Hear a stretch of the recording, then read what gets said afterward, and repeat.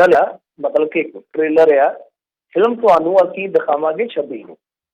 तो मेरे ख्याल ਦੇ ਨਾਲ ਤੇ ਅੱਧੀ ਕੁ ਫਿਲਮ ਦਿਖਾ ਦਿੱਤੀ ਇਹਨਾਂ ਨੇ। ਬਹੁਤ ਵੱਡਾ ਇੱਕ ਤਰ੍ਹਾਂ ਨਾਲ ਕਹਿ ਲਓ ਕਿ ਮਾਰਚ ਕੀਤਾ ਗਿਆ। ਹਾਲਾਂਕਿ ਦੇਖੋ ਕੁਛ ਲੇਖਕ ਜਿਹੜੇ ਦਰਬਾਰੀ ਲੇਖਕ ਆ, ਉਹਨਾਂ ਦੇ ਵਿੱਚੋਂ ਜਿਹੜੇ ਬਹੁਤੇ ਹੀ ਜ਼ਿਆਦਾ ਲਾਲਾ ਚੱਕ ਕਹਿ ਸਕਦੇ ਹੋ ਤੁਸੀਂ, ਤੇ ਉਹ ਤੇ ਲਿਖਦੇ ਪਏ ਸੀਗੇ ਕਿ ਦੇਖੋ ਜੀ ਇਹ 10,000 ਦੀ ਗਿਣਤੀ ਆ, ਇਹ ਇੱਕ ਸਟੇਟ ਤੱਕ ਮਹਿਦੂਦ ਆ, 7 ਮਹੀਨਿਆਂ 'ਚ ਜੜ੍ਹਾਂ ਨਹੀਂ ਜਮਾ ਸਕਿਆ। ਪਰ ਜੇ ਅੱਜ ਆਪਾਂ ਟਰੈਕਟਰਾਂ ਦੀ ਗਿਣਤੀ ਵਿੱਚ, ਹਾਲਾਂਕਿ ਜਿਹੜੇ ਟਰੈਕਟਰ ਟਿੱਕਰੀ ਜਾਂ ਉੱਥੇ ਸਿੰਘੂ ਖੜੇ ਆ, ਉਹ ਸਾਰੇ ਦੇ ਸਾਰੇ ਕੱਢਣੇ ਬੜੇ ਔਖੇ ਆ। ਉਹ ਤੇ ਆਪ ਕਹਿੰਦੇ ਆ ਕਿ ਜੇ ਮੰਨ ਲਓ ਮਾਮਲਾ ਨਿਬੜ ਵੀ ਗਿਆ ਤਦ ਵੀ ਇਹ ਟਰੈਕਟਰ ਟਰਾਲੀਆਂ ਕੱਢਣ ਤੇ ਹੀ ਸਾਨੂੰ ਕਈ ਦਿਨ ਲੱਗ ਜਾਣੇ ਆ। ਸਾਰੇ ਟਰੈਕਟਰ ਟਰਾਲੀਆਂ ਨਹੀਂ ਆਏ, ਪਰ ਬਾਵਜੂਦ ਇਸ ਦੇ ਇੱਕ ਬਹੁਤ ਵੱਡੇ ਅਖਬਾਰ ਨੇ ਦਿੱਲੀ ਤੋਂ ਆਪਣੀ ਜਿਹੜੀ ਉਹਨਾਂ ਦੀ ਗਰਾਊਂਡ ਰਿਪੋਰਟਿੰਗ ਆ, ਬੜੇ ਜ਼ਬਰਦਸਤ ਉਹਨਾਂ ਦੇ ਪੱਤਰਕਾਰ ਹੁੰਦੇ, ਹੇਠਲੇ ਪੱਧਰ ਤੇ ਸਟਿੰਗਰ ਬਹੁਤ ਹੁੰਦੇ ਉਹਨਾਂ ਦੇ। ਤਾਂ ਉਹਨਾਂ ਨੇ ਕਿਹਾ ਕਿ ਅੰਦਾਜ਼ਨ 60,000 ਟਰੈਕਟਰ, 60,000। ਤਾਂ 60,000 ਤੇ ਲਾ ਲਓ ਵੀ 4-4, 5-5 ਬੰਦੇ ਤੇ ਹੈਗੇ ਹੀ ਸੀਗੇ। ਤਾਂ ਸੜਕਾਂ ਤੇ ਕਿੰਨੀ ਗਿਣਤੀ ਬਣ ਜਾਂਦੀ ਹੈ, ਅੰਦਾਜ਼ਾ ਲਾ ਲਓ। ਉਹਨਾਂ ਦਾ ਅੰਦਾਜ਼ਾ ਸੀਗਾ, ਤਾਂ ਤੁਸੀਂ ਆਪ ਅੰਦਾਜ਼ਾ ਲਾ ਲਓ ਕਿ ਕਿੰਨੀ ਗਿਣਤੀ ਹੈ। ਪਰ ਜਿਹੜੇ ਦਰਬਾਰੀ ਲੇਖਕ ਹੈ, ਸਰਕਾਰੀ ਲੇਖਕ ਹੈ, ਉਹ ਇਹਨੂੰ ਕੋਈ ਰੰਗਤ ਹੋਰ ਦੇ ਰਹੇ ਆ। ਤਾਂ ਖੈਰ ਕਾਮਯਾਬ ਰਿਹਾ ਬਾਅਦ 'ਚ। ਇਸ ਤੋਂ ਇਲਾਵਾ ਜੇ ਤੁਸੀਂ ਦੇਖੋਗੇ ਤਾਂ ਪਿੰਡਾਂ ਦੇ ਵਿੱਚ ਲਾਮਬੰਦੀ ਹੋ ਰਹੀ ਆ, ਲੋਕ ਵੱਖ ਵੱਖ ਸ਼ਹਿਰਾਂ ਦੇ ਵਿੱਚ ਇਸ ਤਰ੍ਹਾਂ ਦੇ ਟਰੈਕਟਰ ਮਾਰਚ ਕੱਢ ਰਹੇ ਆ। ਤਾਂ ਉਮੀਦ ਕੀਤੀ ਜਾ ਸਕਦੀ ਆ ਕਿ ਜੇ 26 ਜਨਵਰੀ ਤੀਕ ਇਹਨਾਂ ਦਾ ਨਹੀਂ ਨਿਬੜਦਾ, ਮਤਲਬ ਕਿ ਕੋਈ ਗੱਲ ਤਨ ਪੱਤਨ ਨਹੀਂ ਲੱਗਦੀ, ਤਾਂ ਉਦਣ ਫਿਰ ਬਹੁਤ ਵੱਡਾ ਭੁਚੱਕਾ ਵੇਖੇਗਾ। ਇੰਡੀਆ ਹੀ ਨਹੀਂ, ਸਾਰਾ ਸੰਸਾਰ ਹੀ ਵੇਖ ਸਕਦਾ। ਤਾਂ ਬਹੁਤ ਵੱਡੀ ਪਰੇਡ ਹੋਏਗੀ ਫਿਰ ਕਿਸਾਨਾਂ ਦੀ। ਉਹਦੀ ਰੂਪ ਰੇਖਾ ਵੇਖ ਕੇ ਤਾਂ ਮੇਰੇ ਖਿਆਲ ਦੇ ਨਾਲ ਹਿਲਜੁਲ ਜਿਹੜੀ ਆ ਹੁਣ ਤੋਂ ਸ਼ੁਰੂ ਹੋ ਗਈ ਆ। ਬੜੀ ਵੱਡੀ ਡਿਵੈਲਪਮੈਂਟ ਹੋਈ ਆ। ਜਿਹੜੇ ਆਪਣੇ ਰੈਗੂਲਰ ਲਿਸਨਰ ਆ ਉਹ ਸ਼ਾਇਦ ਇਸ ਗੱਲ ਨੂੰ ਜਾਣਦੇ ਹੋਣਗੇ। ਉਹਨਾਂ ਨੂੰ ਮੈਂ ਇੱਕ ਦਿਨ ਦੱਸਿਆ ਸੀਗਾ, ਥੋੜਾ ਜਿਹਾ ਹਿੰਟ ਦਿੱਤਾ ਸੀਗਾ ਕਿ ਇੱਕ ਜਗਰਾਓਂ ਬੰਨੀ ਬਾਬੇ ਦੀ ਗੱਲਬਾਤ ਚੱਲ ਰਹੀ ਹੈ ਖੇਤੀ ਮੰਤਰੀ ਨਾਲ। ਇਹਦਾ ਅੱਜ ਰੌਲਾ ਪਿਆ ਵਾ ਕਿ ਅਚਾਨਕ ਬਾਬਾ ਲੱਖਾ ਸਿੰਘ ਜੀ ਜਿਹੜੇ ਆ ਉਹ ਆਉਂਦੇ ਆ ਵਿੱਚ ਸਾਲਸੀ ਦੀ ਭੂਮਿਕਾ 'ਚ, ਤੋਮਰ ਨੂੰ ਮਿਲਦੇ ਆ, ਗੱਲਬਾਤ ਕਰਦੇ ਆ। ਪਰ ਆਪਾਂ ਅੱਜ ਤੋਂ 10-12 ਦਿਨ ਪਹਿਲਾਂ ਜਿੱਦਣ ਤੁਸੀਂ ਆਫ ਸੀ ਜੀ, ਬਲਵਿੰਦਰ ਕੌਰ ਜੀ ਹੋਰਾਂ ਨੇ ਪ੍ਰੋਗਰਾਮ ਕੀਤਾ ਸੀ, ਉਸ ਦਿਨ ਹੀ ਦੱਸਦਾ ਸੀਗਾ ਕਿ ਅੰਦਰ ਖਾਤੇ ਇਹ ਗੱਲਬਾਤ ਚੱਲਦੀ ਪਈ ਆ। ਤਾਂ ਉਸ ਦਿਨ ਕਿਉਂਕਿ ਥੋੜਾ ਉਹਦਾ ਪਰਦਾ ਰੱਖਣਾ ਜ਼ਰੂਰੀ ਸੀਗਾ, ਤਾਂ ਉਹ ਬਾਬਾ ਜੀ ਇਹੀ ਬਾਬਾ ਜੀ ਸੀਗੇ ਜਿਹਦੀ ਆਪਾਂ ਜ਼ਿਕਰ ਉਦਣ ਕੀਤਾ ਸੀਗਾ। ਖੈਰ, ਤਾਂ ਉਹ ਹੁਣ ਤੋਮਰ ਨੂੰ ਵੀ ਮਿਲੇ ਨੇ ਤੇ ਕਿਸਾਨ ਜਥੇਬੰਦੀਆਂ ਨੂੰ ਵੀ ਕਹਿੰਦੇ ਆ ਕਿ ਮੈਂ ਸੰਪਰਕ ਦੇ ਵਿੱਚ ਲਿਆ। ਇਹਨਾਂ ਸਾਰੀਆਂ ਚੀਜ਼ਾਂ ਦੀ ਪੁਸ਼ਟੀ ਹੋ ਚੁੱਕੀ, ਮੈਂ ਤਦ ਹੀ ਉਹਨਾਂ ਦਾ ਨਾਮ ਲਿਆ। ਖੈਰ, ਹੁਣ ਜਿਹੜੀ ਗੱਲ ਉੜਦੀ ਆ, ਦੇਖੋ ਕੱਲ੍ਹ ਨੂੰ ਮੀਟਿੰਗ ਆ, ਬੜੀ ਮਹੱਤਵਪੂਰਨ ਮੀਟਿੰਗ ਆ। ਪਰ ਉਸ ਤੋਂ ਪਹਿਲਾਂ ਜਿਸ ਤਰ੍ਹਾਂ ਤੁਸੀਂ ਕਿਹਾ ਕਿ ਇੱਕ ਪ੍ਰਪੋਜ਼ਲ ਦਾ ਚਰਚਾ, ਤਾਂ ਪ੍ਰਪੋਜ਼ਲ ਕੀ ਰੱਖਿਆ ਜਾ ਸਕਦਾ, ਮਤਲਬ ਕਿ ਨਵੇਂ ਸਿਰੇ ਤੋਂ ਇੱਕ ਪ੍ਰਸਤਾਵ, ਇੱਕ ਪੇਸ਼ਕਸ਼ ਜਿਹੜੀ ਕੀਤੀ ਜਾ ਸਕਦੀ ਆ, ਉਹ ਇਹ ਆ ਕਿ ਸਰਕਾਰਾਂ ਇਸ ਤਰ੍ਹਾਂ ਕਰਨਗੀਆਂ, ਮਤਲਬ ਕਿ ਸੂਬਾ ਸਰਕਾਰਾਂ, ਸੂਬਾਈ ਸਰਕਾਰਾਂ ਨੇ ਜਿਹੜੀਆਂ, ਕਿ ਜੇ ਉਹ ਚਾਹੁਣ ਤੇ ਇਹ ਕਾਨੂੰਨ ਲਾਗੂ ਕਰ ਸਕਦੀਆਂ, ਅਦਰਵਾਈਜ਼ ਉਹ ਆਪਣੇ ਆਪ ਨੂੰ ਬਾਹਰ ਰੱਖ ਸਕਦੀਆਂ। ਤੇ ਇਹ ਆਪਣੇ ਆਪ ਦੇ ਵਿੱਚ ਹੀ ਇੱਕ ਤਰ੍ਹਾਂ ਨਾਲ ਕਹਿ ਲਓ ਕਿ ਇਸ ਸਾਰੀ ਕਹਾਣੀ ਦੇ ਵਿੱਚ ਕੂਣੀ ਮੋੜ ਹੋਏਗਾ। ਆਪਾਂ ਕੂਣੀ ਮੋੜ ਸੁਣਿਆ ਨਾ ਸ਼ਬਦ, ਕਿ ਯਕਦਮ ਯੂ ਟਰਨ ਜਿਹਨੂੰ ਕਹਿ ਦਿੰਦੇ ਆ, ਤਾਂ ਇਹ ਕੂਣੀ ਮੋੜ ਹੀ ਹੋਏਗਾ ਕਹਾਣੀ ਦੇ ਵਿੱਚ ਜੇ ਆ ਜਾਂਦਾ। ਤਾਂ ਕਿਸਾਨ ਜਥੇਬੰਦੀਆਂ ਵਾਸਤੇ ਵੀ ਇਹ ਸੋਚਣ ਵਿਚਾਰਨ ਦਾ ਵਿਸ਼ਾ ਹੋਏਗਾ ਕਿ ਜੇਕਰ ਇਸ ਤਰ੍ਹਾਂ ਦੀ ਉਮੀਦ ਮਿਲਦੀ ਹੈ, ਕਿਉਂਕਿ ਦੇਖੋ ਇਸ ਤਰ੍ਹਾਂ ਦੇ ਜਿਹੜੇ ਸੰਘਰਸ਼ ਹੁੰਦੇ ਉਹ ਆਪਾਂ ਨੂੰ ਵੀ ਪਤਾ ਕਿ 100% ਮੰਗਾਂ ਜਿਹੜੀਆਂ ਕਦੇ ਵੀ ਪ੍ਰਵਾਨ ਨਹੀਂ ਹੁੰਦੀਆਂ। ਗੱਲ ਇੱਕ ਇੱਦਾਂ ਦੀ ਨਿਕਲਦੀ ਹੁੰਦੀ ਹੈ ਕਿ ਜਿਹਦੇ ਵਿੱਚ ਸਹਿਮਤੀ ਬਣ ਜਾਂਦੀ ਹੈ, ਦੋਨੇ ਧਿਰਾਂ ਸਹਿਮਤ ਹੋ ਜਾਂਦੀਆਂ। ਜਿਹੜੇ ਮਹਿੰਦਰ ਸਿੰਘ ਟਕੈਤ ਸੀਗੇ, ਟਕੈਤ ਸਾਹਿਬ ਤੇ ਆਪ ਕਹਿੰਦੇ ਹੁੰਦੇ ਸੀਗੇ ਕਿ ਕਦੇ ਵੀ 100% ਨਹੀਂ ਮਿਲਦਾ, 100 ਪੈਸਾ ਨਹੀਂ ਮਿਲਦਾ। ਸਰਕਾਰ ਕੋਲੋਂ 20 ਕੁ ਪੈਸੇ ਮਿਲਦੇ ਤਾਂ 20 ਕੁ ਪੈਸੇ ਲੈ ਕੇ ਜੇਬ 'ਚ ਪਾ ਲਓ ਤੇ ਬਾਕੀ 80 ਪੈਸਿਆਂ ਵਾਸਤੇ ਲੜਾਈ ਜਾਰੀ ਰੱਖੋ। ਤਾਂ ਇਸ ਤਰ੍ਹਾਂ ਦੀ ਇੱਕ ਧਾਰਨਾ ਜਿਹੜੀ ਉਹ ਕਿਸਾਨ ਜਥੇਬੰਦੀਆਂ 'ਚ ਵੀ ਆਉਂਦੀ ਹੈ। ਤਾਂ ਇਹ ਦੇਖੋ ਹੁਣ ਜੇ ਮੰਨ ਲਓ ਇਸ ਤਰ੍ਹਾਂ ਦਾ ਪ੍ਰਪੋਜ਼ਲ ਆਉਂਦਾ ਤਾਂ ਮੇਰੇ ਖਿਆਲ ਦੇ ਨਾਲ ਬਹੁਤ ਦੀਰਘ ਵਿਚਾਰਾਂ ਹੋਣਗੀਆਂ ਇਹਨਾਂ ਦੀਆਂ ਕਿ ਇਹ ਮਾਮਲਾ ਜਿਹੜਾ ਉਹ ਛੱਡਿਆ ਜਾਵੇ ਜਾਂ ਇਹਨੂੰ ਸਵੀਕਾਰ ਕੀਤਾ ਜਾਵੇ। ਔਖਾ ਬਹੁਤ ਹੋਏਗਾ, ਕੋਈ ਵੀ ਨਿਰਣਾ ਲੈਣਾ ਬਹੁਤ ਔਖਾ ਹੋਏਗਾ ਕਿਸਾਨ ਜਥੇਬੰਦੀਆਂ ਵਾਸਤੇ ਜੇ ਅਸਲੀਅਤ ਦੇ ਵਿੱਚ ਜਿਹੜਾ ਚਰਚਾ ਚੱਲਦਾ ਵਾਕਿਆ ਹੀ ਇੱਦਾਂ ਹੈ ਜੇ ਪ੍ਰਪੋਜ਼ਲ ਜਾਂਦਾ। ਕਿਉਂਕਿ ਤੁਸੀਂ ਦੇਖੋ ਨਾ ਕੋਈ ਤਾਂ ਵੱਡੀ ਗੱਲਬਾਤ ਹੈਗੀ ਆ। ਹੁਣੇ ਦੇਰ ਸ਼ਾਮ ਜੈਨੀ ਸਾਹਿਬ, ਗਰੇਵਾਲ ਸਾਹਿਬ, ਇਹ ਸਾਰੇ ਮਿਲ ਕੇ ਆਏ ਆ ਅਮਿਤ ਸ਼ਾਹ ਜੀ ਨੂੰ। ਤਾਂ ਇਹ ਬਹੁਤ ਵੱਡੀ ਗੱਲ ਆ। ਫਿਰ ਇਸ ਤੋਂ ਇਲਾਵਾ ਰਾਜਨਾਥ ਸਿੰਘ ਜੀ ਨਾਲ ਵੀ ਮੁਲਾਕਾਤਾਂ ਦਾ ਦੌਰ ਜਾਰੀ ਰਿਹਾ। ਤਾਂ ਇਹ ਸਾਫ਼ ਹੈ, ਸਪਸ਼ਟ ਹੈ ਕਿ ਤੋਮਰ ਜਿਹੜੇ ਆ ਉਹ ਆਪਣੇ ਪੱਧਰ ਤੇ ਇਸ ਤਰ੍ਹਾਂ ਦੇ ਯਤਨ ਕਰ ਰਹੇ। ਤਾਂ ਕਿਤੇ ਨਾ ਕਿਤੇ ਲੱਗਦਾ ਇਹੋ ਆ ਕਿ ਬਹੁਤ ਵੱਡੇ ਪੱਧਰ ਤੇ ਅੱਜ ਹਲਚਲ ਹੋਈ ਆ। ਲੱਗਦਾ ਇਹੋ ਇਹ ਵੀ ਆ, ਮੈਨੂੰ ਤਾਂ ਇਹ ਵੀ ਲੱਗਦਾ ਆ ਕਿ ਸ਼ਾਇਦ ਕੱਲ੍ਹ ਨੂੰ ਇੱਕ ਪਾਸਾ ਹੋ ਜਾਊਗਾ। ਜੋ ਸਰਕਾਰ ਨੇ ਦੇਣਾ ਹੋਇਆ ਉਹ ਕੱਲ੍ਹ ਦੇ ਪ੍ਰਪੋਜ਼ਲ ਦੇ ਵਿੱਚ ਸਾਫ਼ ਹੋ ਜਾਏਗਾ। ਬਾਕੀ ਸਾਰੇ ਕਿਆਫੇ ਆ, ਮੈਂ ਵਾਰ-ਵਾਰ ਸਪਸ਼ਟ ਕਰ ਦੇਵਾਂ, ਇਹ ਸਾਰੇ ਚਰਚੇ ਆ। ਪਰ ਜਿਹੜੀਆਂ ਗੱਲਾਂ ਦੀ ਪੁਸ਼ਟੀ ਹੁੰਦੀ ਉਹ ਮੈਂ ਸਾਫ਼ ਕਰ ਦਿੰਦਾ ਹੁੰਦਾ ਕਿ ਜਿਹੜੀ ਬਾਬਾ ਲੱਖਾ ਸਿੰਘ ਹੋਰਾਂ ਦੀ ਮੁਲਾਕਾਤ ਆ ਉਹਦੀ ਪੁਸ਼ਟੀ ਆ, ਜਿਹੜੇ ਜੈਨੀ ਹੋਰੀ ਮਿਲੇ ਆ ਉਹਨਾਂ ਚੀਜ਼ਾਂ ਦੀ ਪੁਸ਼ਟੀ ਆ। ਜਿਹੜਾ ਪ੍ਰਪੋਜ਼ਲ ਆ, ਹਾਲਾਂਕਿ ਬਾਬਾ ਲੱਖਾ ਸਿੰਘ ਹੋਰਾਂ ਨੇ ਸੰਕੇਤ ਜ਼ਰੂਰ ਦਿੱਤੇ ਆ, ਉਹ ਕਹਿੰਦੇ ਕਿ ਮੈਂ ਸਾਰੀ ਗੱਲ ਡਿਕਲੇਅਰ ਨਹੀਂ ਕਰ ਸਕਦਾ, ਉਹਨਾਂ ਦਾ ਇਹ ਵਰਡ ਸੀਗਾ ਡਿਕਲੇਅਰ, ਮਤਲਬ ਕਿ ਜਨਤਕ ਨਹੀਂ ਕਰ ਸਕਦੇ। ਪਰ ਉਹਨਾਂ ਨੇ ਇਸ ਚੀਜ਼ ਤੋਂ ਇਨਕਾਰ ਨਹੀਂ ਕੀਤਾ ਕਿ ਕੋਈ ਸਰਕਾਰ ਨੇ ਪ੍ਰਪੋਜ਼ਲ ਘੱਲਿਆ ਜਾਂ ਨਹੀਂ। ਮਤਲਬ ਜਦੋਂ ਉਹਨਾਂ ਨੂੰ ਪੁੱਛਿਆ ਗਿਆ ਕਿ ਸਰਕਾਰ ਨਵਾਂ ਪ੍ਰਸਤਾਵ ਦੇਣ ਜਾ ਰਹੀ ਹੈ, ਨਵੀਂ ਪੇਸ਼ਕਸ਼ ਦੇਣ ਜਾ ਰਹੀ ਹੈ, ਤਾਂ ਉਹਨਾਂ ਨੇ ਰੱਦ ਨਹੀਂ ਕੀਤਾ ਇਸ ਚੀਜ਼ ਨੂੰ, ਬਲਕਿ ਇਹ ਕਿਹਾ ਕਿ ਮੈਂ ਇਹਦੀ ਡਿਸਕਲੋਜ਼ ਨਹੀਂ ਕਰ ਸਕਦਾ। ਤਾਂ ਇਹ ਮਾਮਲਾ ਹੁਣ ਦੇਖਦੇ ਹਾਂ ਸਵੇਰੇ ਕਿਸ ਕਰਵਟ ਬਹਿੰਦਾ। ਕਿਸਾਨ ਜਥੇਬੰਦੀਆਂ ਵਾਸਤੇ ਕੱਲ੍ਹ ਦਾ ਦਿਨ ਫਿਰ ਇੱਕ ਵਾਰੀ ਰੁਝੇਵਿਆਂ ਭਰਪੂਰ ਤੇ ਹੈ ਹੀ ਹੈ, ਗਹਿਮਾ ਗਹਿਮੀ ਵਾਲਾ ਤਾਂ ਹੈ, ਪਰ ਮੇਰੇ ਖਿਆਲ ਦੇ ਨਾਲ ਕਿਤੇ ਨਾ ਕਿਤੇ ਦੁਬਿਧਾ ਵਾਲਾ ਵੀ ਹੋਏਗਾ। ਜਿਸ ਤਰ੍ਹਾਂ ਬਾਬਾ ਲੱਖਾ ਸਿੰਘ ਜੀ ਵਿੱਚ ਪੈ ਗਏ ਆ, ਕਿਉਂਕਿ ਸ਼ੁਰੂ ਤੋਂ day one ਤੋਂ ਇਹ ਉੱਥੇ ਸੇਵਾ ਕਰਦੇ ਪਏ ਆ। ਚੰਗੀ ਬਹਿਣੀ ਉੱਠਣੀ ਇਹਨਾਂ ਦੀ ਰਾਜਨੀਤੀ ਦੇ ਵਿੱਚ ਵੀ ਬਹੁਤ ਵੱਡਾ ਇਹਨਾਂ ਦਾ ਨਾਮ ਆ। ਦੇਖਦੇ ਹਾਂ ਹੁਣ ਕੀ ਬਣਦਾ। ਜੇ ਕੁਛ ਨਵੇੜਾ ਹੋ ਜਾਂਦਾ ਕੱਲ੍ਹ ਨੂੰ ਬਹੁਤ ਇੱਕ ਤਰ੍ਹਾਂ ਨਾਲ ਕਹਿ ਲਈਏ ਕਿ ਉਲਟ ਫੇਰ ਵਾਲੀ ਗੱਲ ਆ। ਜੀ ਜੀ ਬਿਲਕੁਲ। ਅਗਲੀ ਗੱਲ ਕਰੀਏ ਕਿਸਾਨ ਅੰਦੋਲਨ ਨੂੰ ਲੈ ਕੇ, ਸੁਪਰੀਮ ਕੋਰਟ ਨੇ ਕਿਹਾ ਕਿਤੇ ਤਬਲੀਗੀ ਜਮਾਤ ਵਾਂਗ ਨਾ ਬਣ ਜਾਣ ਹਾਲਾਤ। ਹਾਂਜੀ, ਦੇਖੋ ਇਹ ਨਾ ਸੁਣਵਾਈ ਹੋ ਰਹੀ ਸੀਗੀ ਤਬਲੀਗੀ ਜਮਾਤ ਵਾਲਾ ਜਿਹੜਾ ਮਾਮਲਾ ਸੀ, ਉਹ ਆਪਾਂ ਨੂੰ ਸਭ ਨੂੰ ਪਤਾ ਹੀ ਹੈ ਨਾ ਕਿ ਕਰੋਨਾ ਕਾਲ ਦੇ ਦਰਮਿਆਨ ਕੀ ਹੋਇਆ ਸੀ ਮਰਕਜ਼ ਵਾਲਿਆਂ ਦੇ ਨਾਲ। ਉਸ ਤੋਂ ਬਾਅਦ ਇਹਨਾਂ ਨੇ ਸੁਣਵਾਈ ਵੈਸੇ ਉਹਨਾਂ ਦੀ ਤਾਂ ਕਰ ਲਈ ਹੈ ਤਕਰੀਬਨ, ਉਹਨਾਂ 'ਚੋਂ ਬਹੁਤ ਬੰਦੇ ਜਿਹੜੇ ਆ ਇਹਨਾਂ ਨੇ ਬਰੀ ਕਰ ਦਿੱਤੇ ਜਾਂ ਜ਼ਮਾਨਤ ਵਗੈਰਾ ਲੈ ਗਏ ਸੀਗੇ। ਉਹ ਜਿਹੜਾ ਉਹਨਾਂ ਦਾ ਮੁਖੀ ਸੀਗਾ, ਪਤਾ ਨਹੀਂ ਮੈਨੂੰ ਨਾਮ ਭੁੱਲ ਗਿਆ, ਉਹਦੇ ਉਦੋਂ ਬਾਅਦ ਹਾਲੇ ਤੱਕ ਹੱਥ ਨਹੀਂ ਆਇਆ, ਕੀ ਨਾਮ ਸੀ ਉਹਦਾ, ਮੁਲਾਨੇ ਦਾ, ਕਿੱਧਰ ਗਿਆ ਵੈਸੇ ਬੰਦਾ, ਉਹ ਵੀ ਰਾਈਸੀ ਸੀਗਾ। ਖੈਰ ਹੁਣ ਜਦੋਂ ਇਹ ਸੁਣਵਾਈ ਕਰ ਰਹੇ ਸੀਗੇ ਕਿ ਉਸ ਦੌਰ ਦੇ ਵਿੱਚ ਅਫਸਰਸ਼ਾਹੀ 'ਚੋਂ ਕਿਹਦੀ ਲਾਪਰਵਾਹੀ ਰਹੀ ਹੈ, ਤਾਂ ਇਸੇ ਦਰਮਿਆਨ ਜਿਹੜੇ ਚੀਫ ਜਸਟਿਸ ਆਫ ਇੰਡੀਆ ਉਹਨਾਂ ਨੇ ਚਿੰਤਾ ਜ਼ਾਹਰ ਕਰਦੇ ਆ ਸਰਕਾਰ ਤੋਂ ਪੁੱਛਿਆ ਕਿ ਕੀ ਜਿਹੜਾ ਪ੍ਰਦਰਸ਼ਨ ਹੋ ਰਿਹਾ ਵਾ, ਸਰਕਾਰ ਨੇ ਪ੍ਰਦਰਸ਼ਨ ਵਾਲੀਆਂ ਥਾਵਾਂ ਤੇ ਕਰੋਨਾ ਨੂੰ ਲੈ ਕੇ ਕੋਈ ਨਿਯਮ ਵਗੈਰਾ ਬਣਾਏ ਆ। ਤੇ ਚੀਫ ਜਸਟਿਸ ਐਸ.ਏ. ਬੋਬੜੇ ਜੀ ਜਿਹੜੇ ਆ ਉਹਨਾਂ ਦੀ ਬੈਂਚ ਨੇ ਇੱਕ ਪਟੀਸ਼ਨ ਤੇ, ਮੈਂ ਜਿਵੇਂ ਤੁਹਾਨੂੰ ਦੱਸਿਆ ਹੀ ਹੈ ਕਿ ਸੁਣਵਾਈ ਕਰਦਿਆਂ ਪੁੱਛ ਲਿਆ ਤਾਂ ਕੀ ਨਿਯਮਾਂ ਦਾ ਪਾਲਣ ਹੋ ਰਿਹਾ ਜਾਂ ਨਹੀਂ। ਤਾਂ ਨਾਲ ਉਹਨਾਂ ਨੇ ਕਿਹਾ ਕਿ ਅਸੀਂ ਨਹੀਂ ਜਾਣਦੇ ਕਿ ਕਿਸਾਨ ਕਰੋਨਾ ਤੋਂ ਸੁਰੱਖਿਅਤ ਹਨ ਜਾਂ ਨਹੀਂ, ਪਰ ਕਿਤੇ ਇਹ ਨਾ ਹੋਵੇ ਕਿ ਇਹਨਾਂ ਨੂੰ ਵੀ ਤਬਲੀਗੀ ਜਮਾਤ ਦੀ ਤਰ੍ਹਾਂ ਹੀ ਸਮੱਸਿਆ ਦਾ ਸਾਹਮਣਾ ਕਰਨਾ ਪੈ ਜਾਵੇ। ਹੁਣ ਇਹਦੇ ਤਾਂ ਦੋ ਮਤਲਬ ਨਿਕਲਦੇ ਆ ਕਿ ਇੱਕ ਤਾਂ ਇਹ ਆ ਕਿ ਤਬਲੀਗੀਆਂ ਤੇ ਦੋਸ਼ ਲੱਗਾ ਸੀ, ਇਲਜ਼ਾਮ ਲੱਗਾ ਸੀਗਾ ਕਿ ਉਦੋਂ ਤੇ ਤੁਹਾਨੂੰ ਪਤਾ ਹੀ ਹੈ ਨਾ, ਮੀਡੀਆ ਨੇ ਸ਼ਬਦ ਕਰੋਨਾ ਅੱਤਵਾਦ ਵੀ ਫੈਲਾ ਦਿੱਤਾ ਸੀਗਾ ਕਿ ਇਹਨਾਂ ਨੇ ਤਾਂ ਇੱਕ ਕਰੋਨਾ ਜਹਾਦ ਆ, ਕਰੋਨਾ ਅੱਤਵਾਦ ਆ, ਕਿ ਉਸ ਲਿਹਾਜ਼ ਨਾਲ ਕਿਹਾ ਜਾ ਰਿਹਾ ਕਿ ਇਹ ਇਸ ਤਰ੍ਹਾਂ ਕਰ ਸਕਦੇ ਆ ਜਾਂ ਇਸ ਤਰ੍ਹਾਂ ਸੋਚਿਆ ਜਾ ਰਿਹਾ। ਇਹ ਹੁਣ ਚੀਫ ਜਸਟਿਸ ਆਫ ਇੰਡੀਆ ਹੀ ਜਾਣਦੇ ਕਿ ਉਹਨਾਂ ਨੇ ਕਿਸ ਐਸਪੈਕਟ ਤੋਂ ਇਸ ਗੱਲ ਨੂੰ ਕਿਹਾ, ਕਿਸ ਐਸਪੈਕਟ ਤੋਂ ਗੱਲ ਨੂੰ ਲਿਆ, ਕਿ ਉਹ ਸ਼ਾਇਦ ਇਹ ਵੀ ਕਹਿ ਸਕਦੇ ਹੋਣ ਕਿ ਭਾਈ ਕੱਲ੍ਹ ਨੂੰ ਇਹ ਨਾ ਹੋਵੇ ਕਿ ਇਹਨਾਂ ਨੂੰ ਬਦਨਾਮ ਕਰ ਦਿੱਤਾ ਜਾਵੇ। ਦੋਵੇਂ ਚੀਜ਼ਾਂ ਦੇ ਅਰਥ ਨਿਕਲ ਸਕਦੇ ਆ, ਦੋ ਅਰਥ ਨਿਕਲ ਸਕਦੇ ਇਸ ਮਾਮਲੇ ਦੇ।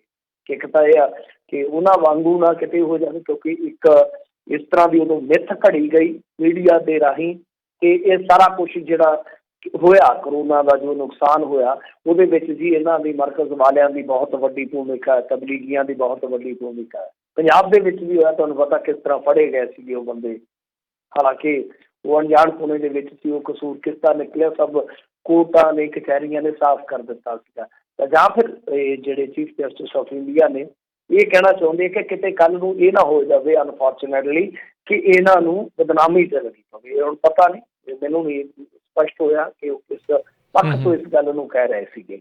ਜੋ ਵੀ ਆ, ਪਰ ਇੱਕ ਚੀਜ਼ ਤੇ ਉਹਨਾਂ ਨੂੰ ਵੇਖਣੀ ਚਾਹੀਦੀ ਹੈ ਨਾ ਕਿ ਠੀਕ ਹੈ ਤੁਹਾਨੂੰ ਕਿਸਾਨਾਂ ਦੀ ਚਿੰਤਾ ਹੋ ਗਈ, ਗੁੱਡ ਗੱਲ ਆ, ਵਧੀਆ ਗੱਲ ਆ ਕਿ ਘੱਟੋ ਘੱਟ ਕਿਸੇ ਨੂੰ ਤਾਂ ਕਿਸਾਨ ਦੀ ਇੱਥੇ ਚਿੰਤਾ ਹੈ।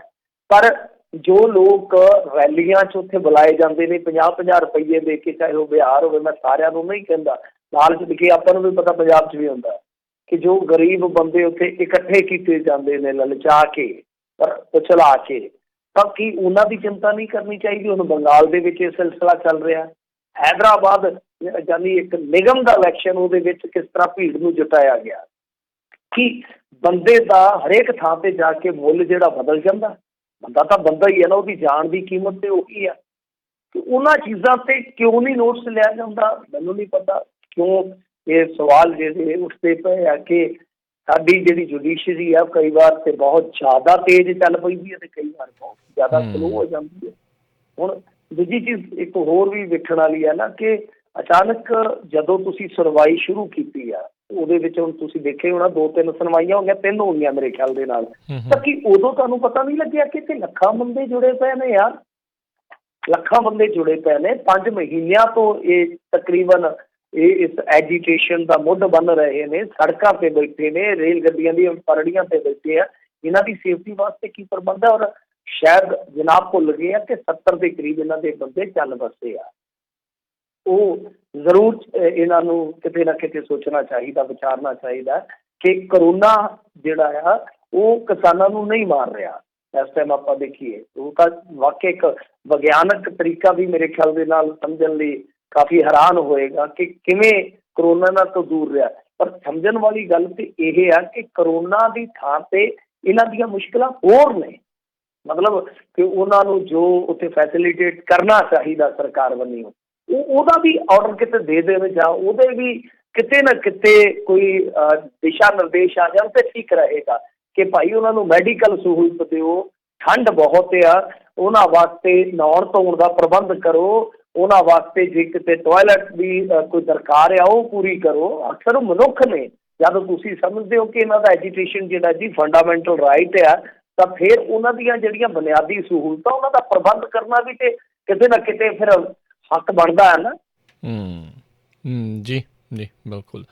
ਅਗਲੀ ਜਿਹੜੀ ਗੱਲ ਕਰੀਏ, ਕੈਨੇਡੀਅਨ ਜਿਹੜੇ MP ਰਮਨਦੀਪ ਬਰਾੜ ਨੇ ਕਿਸਾਨ ਅੰਦੋਲਨ 'ਚ ਪਹੁੰਚਣ 'ਤੇ ਛਿੜਿਆ ਵਿਵਾਦ ਉਹਨਾਂ ਦੇ ਉੱਥੇ।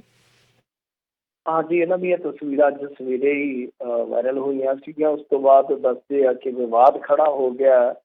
ਤੇ ਇਹ ਤਾਂ ਤੁਹਾਨੂੰ ਪਤਾ ਹੀ ਹੈ ਕਿ ਕੈਨੇਡਾ ਵਾਲਿਆਂ ਦੇ ਨਾਲ ਤੇ ਵੈਸੇ ਇਹਨਾਂ ਦਾ ਪਿਓ ਪਿਆਰ ਜ਼ਿਆਦਾ ਆ। ਜਦੋਂ ਵੀ ਮਾੜੀ ਜਿਹੀ ਕੋਈ ਕਸੂਰੀ ਪੈ ਗਈ ਤੇ ਇਹਨਾਂ ਨੇ ਉਸ ਗੱਲ ਨੂੰ ਜ਼ਿਆਦਾ ਚੱਕਣਾ। ਇੰਡੀਆ ਦੇ ਮੀਡੀਆ ਨੇ ਵੀ ਬਹੁਤ ਜ਼ਿਆਦਾ ਇਸ ਗੱਲ ਨੂੰ ਚੱਕਿਆ। TV ਚੈਨਲ ਜਿਹੜੇ ਆ ਉਹ ਇਸ ਗੱਲ ਨੂੰ ਕਾਫੀ ਕਰੜੇ ਹੱਥੀਂ ਲੈ ਰਹੇ ਸੀ। ਟਾਈਮਜ਼ ਨਾਓ ਵੱਲੋਂ ਪ੍ਰਸਾਰਿਤ ਵੀ ਕੀਤਾ ਗਿਆ ਇਸ ਖਬਰ ਨੂੰ। ਤੁਹਾਨੂੰ ਪਤਾ ਹੀ ਹੈ ਕਿ ਫਿਰ ਜਦੋਂ ਇਸ ਤਰ੍ਹਾਂ ਦਾ ਮਸਾਲਾ ਮਿਲ ਜਾਂਦਾ ਫਿਰ ਉਹ ਕਿਵੇਂ ਅੱਗੇ ਰਗੜ ਕੇ ਕੁੰਡਿਆਂ ਦੇ ਵਿੱਚ ਤੋਰਿਆ ਜਾਂਦਾ। ਖੈਰ ਦੇਖੋ, ਇਹ ਜੋ ਚੱਲੀ ਆ ਖਬਰ, ਉਸ ਤੋਂ ਬਾਅਦ ਉਹਨਾਂ ਦਾ ਪੱਖ ਵੀ ਆਇਆ ਮਿਸਟਰ ਰਮਨਦੀਪ ਸਿੰਘ ਬਰਾੜ ਉਹਨਾਂ ਦਾ। ਉਹਨਾਂ ਨੇ ਕਿਹਾ ਕਿ ਅੰਦੋਲਨਕਾਰੀ ਕਿਸਾਨਾਂ ਨੂੰ ਮਿਲਣ ਵਿੱਚ ਕੁਝ ਵੀ ਗਲਤ ਨਹੀਂ, ਇਸ ਲਈ ਕਿਸੇ ਸਰਕਾਰੀ ਪ੍ਰਵਾਨਗੀ ਦੀ ਕੋਈ ਲੋੜ ਨਹੀਂ ਸੀ, ਕਿਉਂਕਿ ਉਸ ਸਥਾਨ ਉੱਤੇ ਤਾਂ ਬਹੁਤ ਸਾਰੇ ਹੋਰ ਦੇਸ਼ਾਂ ਦੇ ਪੱਤਰਕਾਰ ਵੀ ਕਵਰੇਜ ਲਈ ਪੁੱਜੇ ਹੋਏ ਹਨ। ਹੁਣ ਦੇਖੋ, ਗੱਲਾਂ ਦੋ ਨੇ। ਪਹਿਲੀ ਗੱਲ ਤੇ ਇਹ ਆ ਕਿ ਜੇ ਆਪਾਂ ਦੇਖੀਏ ਸਿਧਾਂਤਕ ਤੌਰ ਤੇ ਇਹ ਚੀਜ਼ ਜਿਹੜੀ ਆ ਉਹ ਠੀਕ ਨਹੀਂ। ਹਾਂ, ਜਜ਼ਬਾਤੀ ਤੌਰ ਤੇ ਤਾਂ ਦੇਖੋ ਇੱਕ ਸਾਂਝ ਆ, ਤੁਸੀਂ ਵੀ ਉੱਠਦੇ ਪੈਂਦੇ ਹਮੇਸ਼ਾ ਇੱਧਰ ਦੀ ਵਿੜਕ ਲੈਂਦੇ ਹੋ, ਉਹ ਇੱਕ ਜਜ਼ਬਾਤੀ ਸਾਂਝ ਆ। ਦੁਆਵਾਂ ਕਰਦੇ ਹੋ, ਕੰਟਰੀਬਿਊਸ਼ਨ ਵੀ ਕਰਦੇ ਹੋ ਕਿ ਸਾਡੇ ਬੰਦੇ ਭਾਈ ਕਿਸੇ ਤਰੀਕੇ ਨਾਲ ਇਸ ਐਜੂਕੇਸ਼ਨ ਨੂੰ ਦਿੱਤਾ। ਇੱਕ ਜਜ਼ਬਾਤੀ ਸਾਂਝ ਆ, ਭਾਵਨਾਤਮਕ ਸਾਂਝ ਆ। ਪਰ ਜੇ ਕੋਈ ਇਸ ਤਰ੍ਹਾਂ ਦਾ ਤੁਹਾਡਾ ਇੱਧਰ ਦਾ ਚੁਣਿਆ ਨੁਮਾਇੰਦਾ ਹੈ ਤਾਂ ਤੁਹਾਨੂੰ ਪਤਾ ਹੀ ਹੈ ਕਿ ਇਹਨਾਂ ਪਾਰਟੀਆਂ ਦੇ ਪ੍ਰੋਟੋਕੋਲ, ਇਹਨਾਂ ਦੇ ਅਨੁਸ਼ਾਸਨ ਵਾਲੇ ਨਿਯਮ ਕਿੰਨੇ ਸਖਤ ਹੁੰਦੇ ਆ। ਇਹਨਾਂ ਦੇ ਮਿਨਿਸਟਰਾਂ ਨੂੰ ਨਿੱਕੀ ਨਿੱਕੀ ਗੱਲ ਤੇ ਅਸਤੀਫਾ ਦੇਣਾ ਪੈ ਜਾਂਦਾ ਹੈ। ਜਿਵੇਂ ਆਪਾਂ ਲਾਕਡਾਊਨ 'ਚ ਦੇਖਦੇ ਰਹੇ ਹਾਂ ਕਿ ਇਹਨਾਂ ਦੇ ਮਾੜੇ ਮੋਟੇ ਵੀ ਜੇ ਕਿਤੇ ਮੰਤਰੀ ਲਾਕਡਾਊਨ ਦੇ ਵਿੱਚ ਕੋਈ ਅਵੇਸਲੇ ਨਜ਼ਰ ਆਏ ਤਾਂ ਉਹਨਾਂ ਨੂੰ ਝੱਟ ਰਿਜ਼ਾਈਨ ਦੇਣਾ ਪਿਆ। ਆਪਾਂ ਬਹੁਤ ਸਾਰੇ ਮੁਲਕਾਂ ਦੇ ਦੇਖੇ ਆ। ਤਾਂ ਇਹਨਾਂ ਦੇ ਆਪਣੇ ਨੇਮ ਕਾਇਦੇ ਬਣਾਏ ਆ, ਆਪਣੇ ਇਹਨਾਂ ਦੇ ਅਖਲਾਕ ਨੇ ਜਿਨ੍ਹਾਂ ਤੇ ਪਹਿਰਾ ਦਿੰਦੇ ਆ। ਕਿਉਂਕਿ ਇਹ ਖੁਦ ਕੈਨੇਡਾ ਵਾਲੇ ਜਿਹੜੇ ਆ ਨਾ, ਔਰ ਪੰਜਾਬੀ ਕਮਿਊਨਿਟੀ ਵਾਲੇ ਵੀ ਜੇ ਤੁਸੀਂ ਦੇਖੋਗੇ ਇਹ ਚੀਜ਼ ਦਾ ਬਹੁਤ ਬੁਰਾ ਮਨਾਉਂਦੇ ਆ ਕਿ ਪੰਜਾਬ ਵਾਲੇ ਆ ਕੇ ਥੋੜ੍ਹੇ ਇੱਧਰ ਕੋਈ ਰਾਜਨੀਤਿਕ ਗਤੀਵਿਧੀ 'ਚ ਹਿੱਸਾ ਲੈਣ। ਹਾਲਾਂਕਿ ਚੱਲਦਾ ਹੈ ਕੰਮ, ਪਰ ਇਹ ਇੱਕ ਨਾਲ ਵਾਲੀ ਬਹਿਸ ਚੱਲਦੀ ਰਹਿੰਦੀ ਹੈ। ਨਾਲ ਦੀ ਨਾਲ ਇਹ ਬਹਿਸ ਵੀ ਚੱਲਦੀ ਰਹਿੰਦੀ ਹੈ ਕਿ ਜੇ ਤੁਸੀਂ ਵਿਜ਼ਟਰ ਵੀਜ਼ੇ ਤੇ ਆਏ ਹੋ ਤਾਂ ਆਪਣਾ ਘੁੰਮੋ ਫਿਰੋ, ਔਰ ਇੱਥੇ ਸਿਆਸੀ ਲਾਹਾ ਨਾ ਖੱਟੋ। ਤਾਂ ਇਹੀ ਚੀਜ਼ ਤੁਸੀਂ ਇੱਧਰ ਵੀ ਦੇਖ ਸਕਦੇ ਹੋ ਕਿ ਭਾਈ ਜੇ ਤਾਂ ਹੁਣ ਜਿੱਦਾਂ ਦਲੀਲ ਦੇ ਰਹੇ ਆ ਰਮਨਦੀਪ ਸਿੰਘ ਬਰਾੜ, ਮੈਨੂੰ ਕੋਈ ਇਹਨਾਂ ਤੋਂ ਦਿੱਕਤ ਨਹੀਂ ਹੈ ਜੀ। ਰੌਲਾ ਵਿਵਾਦ ਦੀ ਗੱਲ ਕਰ ਰਹੇ ਹਾਂ ਕਿ ਦੇਖੋ ਜੇ ਮੰਨ ਲਓ ਉਹ ਆ ਗਏ, ਪਰ ਉਹ ਜਿਹੜੀ ਦਲੀਲ ਦੇ ਰਹੇ ਆ ਕਿ ਦੇਖੋ ਜੀ ਦੂਜੇ ਦੇਸ਼ਾਂ ਦੇ ਪੱਤਰਕਾਰ ਵੀ ਆ ਰਹੇ ਆ, ਤਾਂ ਪੱਤਰਕਾਰਾਂ ਦਾ ਵੀਜ਼ਾ ਜਿਹੜਾ ਆ ਉਹ ਉਸ ਹਿਸਾਬ ਦਾ ਹੀ ਹੁੰਦਾ। ਉਹਨਾਂ ਦੇ ਜਿਹੜੇ ਕਾਰਡ ਆ ਇਹ ਉਹ ਬਣੇ ਹੁੰਦੇ ਆ ਨਾ। ਤਾਂ ਇੱਕ ਚੀਜ਼ ਤੁਸੀਂ ਬਹੁਤ ਧਿਆਨ ਨਾਲ ਸੁਣ ਲਿਓ ਕਿ ਜਿਹੜੇ ਇਸ ਤਰ੍ਹਾਂ ਸਰਕਾਰਾਂ ਤੋਂ ਐਕ੍ਰੀਏਟਡ ਹੁੰਦੇ ਆ ਜਾਂ ਜਿਹੜੇ ਇਸ ਤਰ੍ਹਾਂ ਦੇ ਕਾਰਡ ਹੋਲਡਰ ਹੁੰਦੇ ਆ, ਉਹ ਕਿਸੇ ਪ੍ਰੋਟੈਸਟ 'ਚ ਹਿੱਸਾ ਨਹੀਂ ਲੈ ਸਕਦੇ। ਮਤਲਬ ਕਿ ਉਹ ਕਿਸੇ ਇਸ ਤਰ੍ਹਾਂ ਦੇ ਐਜੀਟੇਸ਼ਨ 'ਚ ਹਿੱਸਾ ਨਹੀਂ ਲੈਣਗੇ ਜੋ ਸਰਕਾਰਾਂ ਦੇ ਉਲਟ ਚੱਲ ਰਿਹਾ। ਨਾ ਹੀ ਕਿਸੇ ਨੂੰ ਭੜਕਾ ਸਕਦੇ ਆ, ਉਹ ਨਾ ਕਿਸੇ ਨੂੰ ਉਕਸਾ ਸਕਦੇ, ਨਾ ਪ੍ਰੇਰ ਸਕਦੇ ਆ ਕਿ ਐਜੀਟੇਸ਼ਨ ਕਰੋ। ਸੋ ਇਹ ਪੱਤਰਕਾਰਤਾ ਨੂੰ ਇੱਧਰ ਹਲਗੱਡ ਕਰਨਾ ਮੇਰੇ ਖਿਆਲ ਦੇ ਨਾਲ ਠੀਕ ਨਹੀਂ।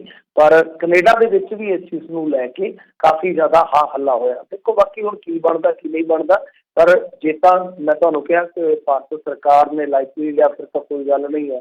ਕਿ ਕਈ ਵਾਰ ਜਿਵੇਂ ਇਹਨਾਂ ਦਾ ਮੈਂ ਤੁਹਾਨੂੰ ਦੱਸਿਆ ਕਿ ਕੈਨੇਡਾ ਵਾਲਿਆਂ ਦੇ ਨਾਲ ਯਾਨੀ ਸਰਕਾਰ ਨਾਲ ਤਾਂ ਕਾਫੀ ਜ਼ਿਆਦਾ ਪਿਓ ਪਿਆਰ ਆ। ਹੋ ਸਕਦਾ ਇਸ ਚੀਜ਼ ਨੂੰ ਜਾਣ ਕੇ ਕੁਛ ਹੋਰ ਵੀ ਵਧਾਇਆ ਜਾਵੇ। ਜੀ ਬਿਲਕੁਲ। ਅਗਲੀ ਜਿਹੜੀ ਆਪਾਂ ਗੱਲ ਕਰਦੇ ਜਾਈਏ, ਅਮਿਤ ਸ਼ਾਹ ਦੇ ਹੁਕਮ ਮੰਨ ਕੇ ਕੈਪਟਨ ਭਾਜਪਾ ਦੇ ਮੁੱਖ ਮੰਤਰੀ ਹੋਣ ਵਜੋਂ ਪੇਸ਼ ਆ ਰਹੇ ਨੇ ਸੁਖਬੀਰ ਬਾਦਲ ਹੁਣਾਂ ਦਾ ਬਿਆਨ।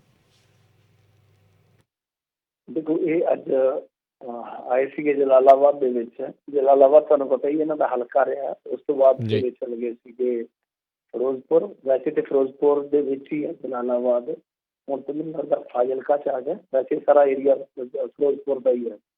ਤੇ ਉਹ MP ਬਣ ਗਏ, ਮੈਂਬਰ ਪਾਰਲੀਮੈਂਟ ਬਣ ਗਏ ਸੀਗੇ। ਆਪਣੇ ਵਿਧਾਨ ਸਭਾ ਦੀ ਜਿਹੜੀ ਉਹਨਾਂ ਦੀ ਸੀਟ ਛੱਡ ਗਏ ਸੀਗੇ, ਤਾਂ ਉੱਥੇ ਉਸ ਇਲਾਕੇ ਦੇ ਵਿੱਚ ਉਹ ਗਏ ਆ। ਤੇ ਵੈਸੇ ਕੱਲ ਹੀ ਇਹਨਾਂ ਨੇ ਐਲਾਨ ਕੀਤਾ, ਆਪਾਂ ਕੱਲ ਹੀ ਗੱਲ ਕਰਦੇ ਸੀ ਕਿ ਵੱਡੇ ਬਾਦਲ ਹੀ ਦਾਅਵੇਦਾਰ ਹੋਣਗੇ ਉਮੀਦਵਾਰੀ ਵਾਸਤੇ, ਮੁੱਖ ਮੰਤਰੀ ਦੀ ਉਮੀਦਵਾਰੀ ਵਾਸਤੇ। ਤੇ ਅਗਲੇ ਦਿਨ ਜਲਾਲਾਬਾਦ ਦੇ ਵਿੱਚ ਹਾਜ਼ਰ ਹੋ ਗਏ ਛੋਟੇ ਬਾਦਲ ਸਾਹਿਬ। ਦਾ ਮਤਲਬ ਇਹ ਆ ਕਿ ਮੁੜ ਕੇ ਫਿਰ ਉੱਥੇ ਹੀ ਜਾਣ ਦੀ ਕੋਸ਼ਿਸ਼ ਜਾਂ ਉੱਥੇ ਹੀ ਜਾਣ ਦੀ ਚਾਹਨਾ ਆ ਕਿ ਜਲਾਲਾਬਾਦ ਹੀ ਜਾਇਆ ਜਾਵੇ। ਵੈਸੇ ਵੀ ਇਹਨਾਂ ਨੇ ਵਾਅਦਾ ਕੀਤਾ ਸੀਗਾ ਕਿ ਆਪਣੀ ਸਰਕਾਰ ਆ ਲੈਣ ਦਿਓ, ਮੋਟਰਸਾਈਕਲ ਤੇ 4-4 ਜਣੇ ਚੜ੍ਹੀ ਫਿਰਿਓ, ਕੋਈ ਨਹੀਂ ਤੁਹਾਨੂੰ ਰੋਕੇਗਾ, ਕੋਈ ਚੱਕਰ ਨਹੀਂ ਹੈਗਾ। ਮਤਲਬ ਕਿ ਉਹ ਪਹਿਲਾਂ ਹੀ ਵਾਅਦਾ ਕਰਾਏ ਸੀਗੇ, ਕੋਈ ਪਰਵਾਹ ਨਹੀਂ, ਕੋਈ ਸਾਡਾ ਚਲਾਨ ਨਹੀਂ ਕਰ ਸਕਦਾ। ਖੈਰ ਇਹ ਉੱਥੇ ਜਦ ਸੰਬੋਧਨ ਕਰ ਰਹੇ ਸੀਗੇ ਤਾਂ ਇਹਨਾਂ ਨੇ ਜੋ ਮੁੱਖ ਨਿਸ਼ਾਨਾ ਕੈਪਟਨ ਅਮਰਿੰਦਰ ਸਿੰਘ ਤੇ ਰੱਖਿਆ। ਉਹਨਾਂ ਨੇ ਜੋ ਤੁਸੀਂ ਗੱਲ ਕਹੀ ਉਹੀ ਕਹੀ ਆ ਕਿ ਭਾਜਪਾ ਦੇ ਮੁੱਖ ਮੰਤਰੀ ਦੇ ਤੌਰ ਤੇ ਉਹ ਵਿਚਰਦੇ ਨਜ਼ਰ ਆ ਰਹੇ ਆ। ਤਾਂ ਇਹ ਸਭ ਕੁਛ ਅਮਿਤ ਸ਼ਾਹ ਦੇ ਕਹਿਣ ਤੇ ਹੀ ਹੋ ਰਿਹਾ। ਬਸ ਸੰਖੇਪ ਦੇ ਵਿੱਚ ਜੇ ਆਪਾਂ ਇਸ ਗੱਲ ਨੂੰ ਇੱਥੇ ਹੀ ਬੰਦ ਕਰੀਏ, ਅਸਲ ਦੇ ਵਿੱਚ ਦੇਖੋ ਆਹ ਜਿਹੜੀ ਗੱਲ ਆ ਨਾ, ਇਹ ਤਾਂ ਸੁਖਬੀਰ ਸਿੰਘ ਬਾਦਲ ਦੀ ਗੱਲ ਮੇਰੇ ਖਿਆਲ ਦੇ ਨਾਲ ਪਹਿਲੀ ਵਾਰੀ ਹੋਏਗੀ ਕਿ ਇੰਨੀ ਤੁਸੀਂ ਠੀਕ ਮੰਨੋਗੇ ਜਦੋਂ ਆਪਾਂ ਇਹਨਾਂ ਸਾਰੇ ਸ਼ਬਦਾਂ ਨੂੰ ਦਲੀਲ ਦੀ ਕਸੌਟੀ ਤੇ ਪਰਖਾਂਗੇ। ਕਿਉਂ? ਕਿਉਂਕਿ ਅੱਜ ਹੀ ਇੱਕ ਪ੍ਰਿੰਟ ਦੇ ਵਿੱਚ ਬਹੁਤ ਵੱਡੀ ਖਬਰ ਛਪੀ ਆ, ਸਨਸਨੀਖੇਜ਼ ਜਿਹਨੂੰ ਕਹੀਏ, ਸੈਂਸੇਸ਼ਨਲ ਸਟੋਰੀ ਛਪੀ ਆ। ਉਹਦੇ ਵਿੱਚ ਕੀ ਦਾਅਵਾ ਕੀਤਾ ਗਿਆ ਵਾ ਕਿ ਅਸਲ ਦੇ ਵਿੱਚ ਕੈਪਟਨ ਅਮਰਿੰਦਰ ਸਿੰਘ ਨੇ ਅਮਿਤ ਸ਼ਾਹ ਨਾਲ ਕੀਤੀ ਮੁਲਾਕਾਤ ਤੋਂ ਤੁਰੰਤ ਬਾਅਦ 3 ਵੱਡੇ ਅਫਸਰ ਦਿੱਲੀ ਨੂੰ ਤੋਰੇ ਸੀਗੇ ਔਰ ਉਹ ਜਾ ਕੇ ਮਤਲਬ ਕਿ ਦਿਸ਼ਾ ਨਿਰਦੇਸ਼ ਇਸ ਚੀਜ਼ ਨੂੰ ਫੋਲੋ ਕਰਿਓ, ਇਸ ਚੀਜ਼ ਨੂੰ ਜ਼ਰੂਰ ਦ੍ਰਿਸ਼ਟੀਗੋਚਰ ਰੱਖਿਓ ਕਿ ਅਮਿਤ ਸ਼ਾਹ ਦੇ ਕਹਿਣ ਤੇ ਹੀ ਉਹ ਸਭ ਕੁਛ ਕੀਤਾ ਜਾ ਰਿਹਾ ਸੀਗਾ ਤਾਂ ਕਿ ਉਹਨਾਂ ਲੀਡਰਾਂ ਦੀ ਨਿਸ਼ਾਨਦੇਹੀ ਕੀਤੀ ਜਾ ਸਕੇ, ਉਹਨਾਂ ਲੋਕਾਂ ਦੀ ਨਿਸ਼ਾਨਦੇਹੀ ਕੀਤੀ ਜਾ ਸਕੇ। ਨਿਸ਼ਾਨਦੇਹੀ ਤੋਂ ਭਾਵ ਕਿ ਉਹ ਲੋਕ ਵੇਖੇ ਜਾਣ ਕਿ ਜਿਹੜੇ ਲੋਕ ਸੋਧਾਂ ਨੂੰ ਮਨਜ਼ੂਰ ਕਰਨ ਦੇ ਵਿੱਚ ਦਿਲਚਸਪੀ ਦਿਖਾਉਂਦੇ ਆ। ਤਾਂ ਇਹ ਜਦੋਂ ਮੈਂ ਸਟੋਰੀ ਪੜ੍ਹ ਰਿਹਾ ਸੀ ਉਹਦੇ ਵਿੱਚ ਇੱਕ ਅਫਸਰ ਦਾ ਬਕਾਇਦਾ ਨਾਂ ਤੇ ਹੈ ਨਹੀਂ ਸੀ, ਪਰ ਉਹਦਾ ਜ਼ਿਕਰ ਸੀਗਾ ਕਿ ਉਹਨੇ ਪੱਤਰਕਾਰ ਕੋਲ ਮੰਨਿਆ ਕਿ ਅਨਆਫੀਸ਼ੀਅਲੀ ਸਾਨੂੰ ਗੌਰਮੈਂਟ ਵੱਲੋਂ ਘੱਲਿਆ ਗਿਆ ਇੱਥੇ, ਅਸੀਂ ਪਤਾ ਲਾ ਰਹੇ ਹਾਂ ਇਹਨਾਂ ਚੀਜ਼ਾਂ ਦਾ। ਸੋ ਇਹ ਤਾਂ ਆਪਣੇ ਆਪ ਦੇ ਵਿੱਚ ਚਲੋ ਹੁਣ ਵੱਖਰੀ ਗੱਲ ਹੈ ਕਿ ਇੱਥੇ ਭੀੜ ਨੂੰ ਲੀਡਰ ਨਹੀਂ ਕਰ ਰਹੇ, ਲੀਡਰਾਂ ਨੂੰ ਲੀਡ ਭੀੜ ਕਰ ਰਹੀ ਹੈ। ਇਹ ਚੀਜ਼ ਸ਼ਾਇਦ ਕੈਪਟਨ ਅਮਰਿੰਦਰ ਸਿੰਘ ਹੋਰੀ ਨਹੀਂ ਸਮਝ ਪਾ ਰਹੇ ਔਰ ਅਸੀਂ ਉਸ ਚੀਜ਼ ਨੂੰ ਸਮਝ ਰਹੇ ਹਾਂ, ਤੁਸੀਂ ਸਮਝ ਰਹੇ ਹੋਗੇ ਕਿ ਇਸ ਅੰਦੋਲਨ ਨੂੰ ਲੋਕ ਚਲਾ ਰਹੇ ਆ, ਲੋਕ ਲੀਡ ਕਰ ਰਹੇ ਆ, ਲੀਡਰ ਨਹੀਂ। ਜੇ ਲੀਡਰ ਹੁੰਦੇ ਤਾਂ ਹੁਣ ਨੂੰ ਪਤਾ ਨਹੀਂ ਕਿੰਨਾ ਕੁ ਖਲਾਰਾ ਪੈ ਗਿਆ ਹੁੰਦਾ। ਇਸੇ ਚੀਜ਼ ਕਰਕੇ ਤਾਂ ਤੁਸੀਂ ਦੇਖੋ ਨਾ, ਇਹ ਕਹਿੰਦੇ ਆ ਇਹ ਕਾਮਰੇਡਾਂ ਦੇ ਹੱਥ ਦੇ ਵਿੱਚ ਹੈ ਜੀ, ਇਹਨਾਂ ਦਾ ਕੋਈ ਲੀਡਰ ਹੀ ਹੈ ਨਹੀਂ ਗਾ ਜੀ, ਲੀਡਰ ਇੱਕ ਬਣਾਉਣ ਫਿਰ ਮਾਮਲਾ ਨਿਬੜੂਗਾ। ਤਾਂ ਕਹਿਣ ਦਾ ਮਤਲਬ ਕਿ 1 2 4 ਇੱਦਾਂ ਦੇ ਬੰਦੇ ਹੋ ਜਾਣ ਜਿਹੜੇ ਕਿ ਸਾਨੂੰ ਕਿਤੇ ਨਾ ਕਿਤੇ ਥੋੜ੍ਹੇ ਜਿਹੇ ਸੌਖਿਆਂ ਕਾਬੂ ਕਰਨੇ ਆ ਜਾਣ ਤਾਂ ਫਿਰ ਗੱਲ ਬਣ ਜਾਊਗੀ। ਤਾਂ ਇਹ ਸਾਰਾ ਕੁਛ ਹੈ ਜਿਹੜਾ, ਜੇ ਤੁਸੀਂ ਇਸ ਚੀਜ਼ ਨਾਲ ਜੋੜੋਗੇ ਤਾਂ ਬੜਾ ਖਤਰਨਾਕ ਹੋ ਜਾਂਦਾ ਹੈ ਕਿ ਕੈਪਟਨ ਅਮਰਿੰਦਰ ਸਿੰਘ ਇੱਕ ਪਾਸੇ ਰੱਦ ਕਰਦੇ ਨਾ ਕਾਨੂੰਨਾਂ ਨੂੰ, ਫਿਰ ਕਹਿੰਦੇ ਆ ਕਿ ਅਸੀਂ ਅਸੈਂਬਲੀ ਦੇ ਵਿੱਚ ਲਿਆ ਕੇ ਅਮੈਂਡਮੈਂਟਸ ਕੀਤੀਆਂ ਨੇ, ਫਿਰ ਉਹ ਨਾਟਕ ਜਿਹਾ ਵੀ ਕਰਦੇ ਆ, ਜਾ ਕੇ ਦਿੱਲੀ ਦੇ ਵਿੱਚ ਟਰੈਕਟਰ ਯਾਤਰਾ ਵੀ ਕੱਢਦੇ, ਪਤਾ ਨਹੀਂ ਕੀ ਕੁਛ ਕਰਦੇ ਪਿਆ।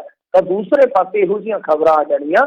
ਸੋ ਇਸ ਕਰਕੇ ਜਿਵੇਂ ਸੁਖਬੀਰ ਸਿੰਘ ਬਾਦਲ ਦੇ ਬਿਆਨ ਨੂੰ ਆਮ ਤੌਰ 'ਤੇ ਨਾਨ ਸੀਰੀਅਸਲੀ ਲਿਆ ਜਾਂਦਾ ਹੈ, ਇਹ ਬਿਆਨ ਐਸਾ ਨਹੀਂ ਹੈ। ਸ਼ਾਇਦ ਜਿਹੜੀ ਕੈਪਟਨ ਅਮਰਿੰਦਰ ਸਿੰਘ ਦੀ ਅੱਜ ਖਬਰ ਲੱਗੀ ਹੈ ਐਡੀ ਵੱਡੀ, ਮੈਨੂੰ ਲੱਗਦਾ ਕਿ ਸੁਖਬੀਰ ਸਿੰਘ ਬਾਦਲ ਹੋਰਾਂ ਨੇ ਵੀ ਕਿਤੇ ਨਾ ਕਿਤੇ ਉਹਦੇ ਵਿੱਚੋਂ ਹੀ ਇਸ ਗੱਲ ਨੂੰ ਫੜਿਆ ਜਾਂ ਇਸ ਗੱਲ ਨੂੰ ਕੱਢਿਆ। ਤਾਂ ਇਹ ਆਪਣੇ ਆਪ ਦੇ ਵਿੱਚ ਬਹੁਤ ਵੱਡੀ ਗੱਲ ਆ। ਕੈਪਟਨ ਅਮਰਿੰਦਰ ਸਿੰਘ ਦੇਖੋ ਹੁਣ ਇਹਦੇ 'ਤੇ ਕੀ ਸਫਾਈ ਦਿੰਦੇ ਆ, ਔਰ ਮੈਨੂੰ ਵੀ ਲੱਗਦਾ ਕਿ ਸਫਾਈ ਦੇਣ ਵਾਸਤੇ ਕੁਛ ਰਹਿ ਗਿਆ। ਤੇ ਇਹ ਬਹੁਤ ਆਪਣੇ ਆਪ ਦੇ ਵਿੱਚ ਕਹਿ ਲਈਏ ਕਿ ਵਿਚਿੱਤਰ ਜੀ ਗੱਲ ਆ ਕਿ ਹਾਈ ਕਮਾਨ ਉਹਨਾਂ ਦੀ ਚਾਹੁੰਦੀ ਹੈ ਕਿ ਇਹ ਸੰਘਰਸ਼ ਲੰਬਾ ਚੱਲੇ, ਨਰਿੰਦਰ ਮੋਦੀ ਦਾ ਵੱਧ ਤੋਂ ਵੱਧ ਨੁਕਸਾਨ ਹੋਵੇ, ਜਦਕਿ ਕੈਪਟਨ ਅਮਰਿੰਦਰ ਸਿੰਘ ਦੂਜੇ ਪਾਸੇ ਇੰਡਾਇਰੈਕਟਲੀ ਜ਼ੋਰ ਲਾ ਰਹੇ ਆ ਕਿ ਭਾਈ ਇਹ ਅੰਦੋਲਨ ਜਲਦੀ ਤੋਂ ਜਲਦੀ ਨਿਬੜ ਜਾਵੇ ਤਾਂ ਕਿ ਅਸੀਂ ਕੰਪੇਨ ਆਪਣੀ ਜਿਹੜੀ ਆ ਉਹ ਤਾਰਾਰੰਪਮ ਚਲਾ ਸਕੀਏ।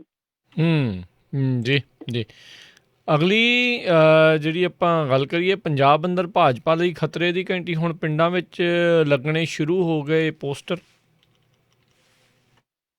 ਹਾਂਜੀ ਦੇਖੋ, ਹਰਿਆਣੇ ਵਾਲਿਆਂ ਨੇ ਪਹਿਲ ਕਦਮੀ ਕੀਤੀ ਸੀ। ਹਰਿਆਣੇ ਦੇ ਵਿੱਚ ਪਹਿਲਾਂ ਪੋਸਟਰ ਲੱਗੇ ਸੀ, ਬਹੁਤ ਸਾਰੇ ਪਿੰਡ ਇਲਾਕੇ ਹੈ, ਯਾਨੀ ਪਿੰਡ ਤੇ ਇਲਾਕੇ ਮੈਂ ਇਕੱਠੇ ਕਰ ਰਿਹਾ। ਪਿੰਡ ਇਲਾਕੇ ਐਸੇ ਹੈ ਹਰਿਆਣੇ ਦੇ ਵਿੱਚ ਜਿਨ੍ਹਾਂ ਦੇ ਅੰਦਰ ਵੱਡੇ ਵੱਡੇ ਹੋਰਡਿੰਗ ਲਾ ਦਿੱਤੇ ਸੀ ਉਹਨਾਂ ਨੇ, ਜਿਵੇਂ ਉਹ ਪੰਜਾਬ ਦੇ ਨਾਲ ਮੋਢੇ ਨਾਲ ਮੋਢਾ ਲਾ ਕੇ ਖਲੋਤੇ ਸੀਗੇ। ਬਹੁਤ ਵੱਡੇ ਵੱਡੇ ਹੋਰਡਿੰਗ ਲਾਏ ਗਏ ਸੀਗੇ ਕਿ ਭਾਈ RSS ਦਾ ਬੰਦਾ ਜਾਂ ਭਾਰਤੀ ਜਨਤਾ ਪਾਰਟੀ ਦਾ ਜਾਂ JJP ਦਾ ਬੰਦਾ ਜਿਹੜਾ ਉਹ ਪਿੰਡਾਂ ਦੇ ਵਿੱਚ ਨਾ ਵੜੇ। ਉਹਨਾਂ ਨੇ ਤੇ ਇੱਕ ਮੇਰੇ ਖਿਆਲ ਦੇ ਨਾਲ ਸਲੋਗਨ ਵੀ ਰੱਖਿਆ ਹੋਇਆ ਸੀਗਾ ਕਿ ਪਿੰਡਵਾ ਵਹੀ ਵੜੇਗਾ ਜੋ ਕਿਸਾਨ ਕੇ ਸਾਥ ਖੜੇਗਾ। ਕਹਿਣ ਦਾ ਮਤਲਬ ਕਿ ਪਿੰਡ ਦੇ ਵਿੱਚ ਉਹੀ ਵੜੇਗਾ ਜੋ ਕਿਸਾਨ ਦੇ ਨਾਲ ਖੜੇਗਾ। ਤਾਂ ਉਹ ਹੌਲੀ ਹੌਲੀ ਚੀਜ਼ ਹੁਣ ਜਿਹੜੀ ਆ ਮੈਨੂੰ ਲੱਗਦਾ ਕਿ ਇੱਧਰ ਪੰਜਾਬ ਨੂੰ ਵੀ ਤੁਰ ਪਈ ਆ। ਦੇਖੋ ਹੋਇਆ ਕੀ ਆ ਕਿ ਪਿਛਲੇ ਜੇ ਆਪਾਂ ਇੱਕ ਹਫ਼ਤੇ ਦੀ ਗੱਲ ਕਰ ਲਈਏ, ਇੱਕ ਤਾਂ ਪਿਕਸ਼ਨ ਸੂਦ ਜਾਂ 2-3 ਹੋਰ ਨਿੱਕੇ ਮੋਟੇ ਕਲੈਸ਼ ਜਿਹੜੇ ਆ ਭਾਜਪਾ ਦੇ, ਉਹ ਕਿਤੇ ਨਾ ਕਿਤੇ ਇਸ ਗੱਲ ਨੂੰ, ਇਸ ਕਹਾਣੀ ਨੂੰ ਥੋੜ੍ਹਾ ਹੋਰ ਵਿਗਾੜ ਗਏ। ਦੂਜਾ ਸਭ ਤੋਂ ਵੱਡਾ ਜਿਹੜਾ ਆਪਾਂ ਇਸ ਵੇਲੇ ਦੇਖੀਏ ਵਿਗਾੜ ਦਾ ਕਾਰਨ, ਉਹ ਆ 2 ਬੰਦੇ, ਇੱਕ ਹਰਜੀਤ ਤੇ ਇੱਕ ਸੁਰਜੀਤ। ਨਾਲ ਹੁਣ ਤੇ ਢੀਠ ਵੀ ਲੱਗ ਜਾਂਦਾ ਇਹਨਾਂ ਦੇ, ਖੈਰ ਚਲੋ ਤੇ ਕਾਹਨੂੰ ਹੈ। ਹਰਜੀਤ ਤੇ ਸੁਰਜੀਤ ਦੀ ਜਿਹੜੀ ਜੋੜੀ ਹੈ ਨਾ, ਜਿਸ ਤਰ੍ਹਾਂ ਉਹਨਾਂ ਨੇ ਬਿਆਨਬਾਜ਼ੀ ਕੀਤੀ, ਅੱਜ ਵੀ ਜੇ ਤੁਸੀਂ ਦੇਖੋਗੇ ਸੁਰਜੀਤ ਜੈਣੀ ਨੇ ਇੱਕ ਗੱਲ ਕਹਿ ਦਿੱਤੀ ਸ਼ਰੇਆਮ, ਜਦੋਂ ਪੱਤਰਕਾਰ ਨੇ ਕਿਹਾ ਕਿ ਭਾਈ ਤੁਹਾਡੇ ਤੇ ਬਾਈਕਾਟ ਦੇ ਸੱਦੇ ਆ ਰਹੇ ਆ, ਪਿੰਡਾਂ 'ਚ ਨਹੀਂ ਵੜਨ ਦਿੱਤਾ ਜਾ ਰਿਹਾ। ਉਹਨੇ ਕਹਿਣ ਦਾ ਮਤਲਬ ਕਿ ਤੁਸੀਂ ਗੱਲ ਜਿਹੜੀ ਆ ਕੋਈ ਸਾਦੇ ਢੰਗ ਨਾਲ ਵੀ ਕਰ ਸਕਦੇ ਹੋ। ਉਹਨੇ ਪੈਂਦੀ ਸੱਟੇ ਇਹ ਗੱਲ ਆਖੀ, ਉਹਨਾਂ ਪਿੰਡ ਕਿਸੇ ਦੇ ਪਿਓ ਦੇ ਆ, ਅਸੀਂ ਵੜਾਂਗੇ, ਤੁਸੀਂ ਵੇਖ ਲਿਓ। ਸੋ ਆਹ ਗੱਲਾਂ ਜਿਹੜੀਆਂ ਨੇ ਪ੍ਰਭੋਗ ਕਰਨ ਵਾਲੀਆਂ ਨੇ, ਸਮਝਣਾ ਚਾਹੀਦਾ। ਦੇਖੋ ਸਿਆਣੇ ਲੀਡਰ ਆ ਦੋਨੇ, ਇਹਨਾਂ ਦੇ ਵੈਸੇ ਸਾਰੇ ਲੀਡਰ ਹੀ ਹੁਣ ਤਾਂ ਸਿਆਣੀ ਉਮਰ ਵਾਲੀ ਹੈ, ਨਿਆਣਾ ਤੇ ਹੈ ਨੀਗਾ। ਤੇ ਭਾਈ ਦੇਖੋ ਸਰਕਾਰਾਂ ਜਿਹੜੀਆਂ ਹੁੰਦੀਆਂ ਨੇ ਨਾ, ਉਹਨਾਂ ਦੇ ਨਾਲ ਪ੍ਰਜਾ, ਉਹਨਾਂ ਦੇ ਨਾਲ ਲੋਕ, ਆਵਾਮ ਗੁੱਸੇ ਹੋ ਜਾਂਦਾ ਹੈ। ਤਾਂ ਇਹ ਨਹੀਂ ਹੁੰਦਾ ਕਿ ਤੁਸੀਂ ਨਾਲ ਉਸ ਗੁੱਸੇ 'ਤੇ ਗੁੱਸਾ ਕੱਢੋ।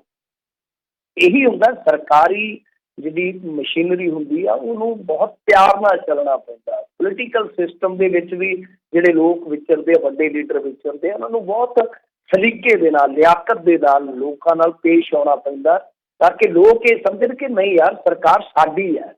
ਪਰ ਜਦੋਂ ਤੁਸੀਂ ਇਸ ਤਰ੍ਹਾਂ ਦੇ ਰੌਂ ਦੇ ਵਿੱਚ ਆ ਜਾਂਦੇ ਹੋ, ਠੀਕ ਆ, ਔਖਾ ਤੁਹਾਡਾ, ਤੁਹਾਡੇ ਪਰਿਵਾਰਾਂ ਨੂੰ ਨਿਕਲਣਾ ਔਖਾ, ਉਹ ਇੱਕ ਵੱਖਰੀ ਸਟੋਰੀ ਹੈ। ਤੁਹਾਡੇ ਵੀ ਅਧਿਕਾਰ ਆ, ਤੁਸੀਂ ਵੀ ਬਾਹਰ ਅੰਦਰ ਨਿਕਲਣਾ, ਪ੍ਰੋਬਲਮ ਹੈ। ਪਰ ਕਿਉਂਕਿ ਤੁਸੀਂ ਸਰਕਾਰ ਦਾ ਹਿੱਸਾ ਹੋ, ਲੋਕਾਂ ਨੇ ਕੰਮ ਨਹੀਂ ਛੇੜਿਆ, ਅਸਲ 'ਚ ਸਰਕਾਰ ਨੇ ਸਹੇੜਿਆ, ਤਾਂ ਤੁਹਾਨੂੰ ਇਹ ਵਿਰੋਧ ਜਿਹੜਾ ਹੈ ਖੜੇ ਮੱਥੇ ਪ੍ਰਵਾਨ ਕਰਨਾ ਚਾਹੀਦਾ ਔਰ ਇਹਦਾ ਹੱਲ ਕੱਢਣਾ ਚਾਹੀਦਾ ਪੋਜ਼ੀਟਿਵ ਤਰੀਕੇ ਦੇ ਨਾਲ। ਤੁਸੀਂ ਪਹਿਲਾਂ ਪੋਜ਼ੀਟਿਵ ਰਹੇ ਹੋ, ਇਹਦੇ 'ਚ ਕੋਈ ਸ਼ੱਕ ਨਹੀਂ, ਕੋਈ ਦੋ ਰਾਏ ਨਹੀਂ। ਔਰ ਬਾਅਦ ਦੇ ਵਿੱਚ ਜਿਵੇਂ ਵੱਡੀ ਲੀਡਰਸ਼ਿਪ ਨੇ ਤੁਹਾਨੂੰ ਨੇੜੇ ਲਾਇਆ, ਪਤਾ ਨਹੀਂ ਕਿਉਂ ਤੁਹਾਡੀਆਂ ਟਿਊਨਿੰਗਾਂ ਬਦਲ ਗਈਆਂ ਔਰ ਉਸ ਤੋਂ ਬਾਅਦ ਫਿਰ ਇਹ ਜਿਹੜਾ ਖੱਪਾ ਸੀ ਜ਼ਿਆਦਾ ਪੈਂਦਾ ਗਿਆ, ਅੱਜ ਤੇ ਖਾਈ ਬਣੀ ਪਈ ਆ। ਖੈਰ ਇਹ ਜਿਹੜਾ ਕਾਰਨ ਹੈ ਨਾ, ਇਸ ਕਰਕੇ ਮੈਨੂੰ ਲੱਗਦਾ ਕਿ ਜੇ ਨਿਬੇੜਾ ਨਾ ਹੋਇਆ, ਆਉਣ ਵਾਲੇ ਦਿਨਾਂ ਦੇ ਵਿੱਚ ਇਹ ਚੀਜ਼ ਹੋਰ ਵਧੇਗੀ। ਔਰ ਭਾਰਤੀ ਜਨਤਾ ਪਾਰਟੀ ਦੀ ਇੱਕ ਹੋਰ ਖਾਸੀਅਤ ਆ ਕਿ ਉਹਨੂੰ ਇਹਨਾਂ ਚੀਜ਼ਾਂ ਦੇ ਵਿੱਚ ਮਜ਼ਾ ਆਉਂਦਾ ਜਾਂ ਕਹਿ ਲਓ ਕਿ ਫਾਇਦਾ ਨਿਕਲਦਾ ਹੋਊਗਾ।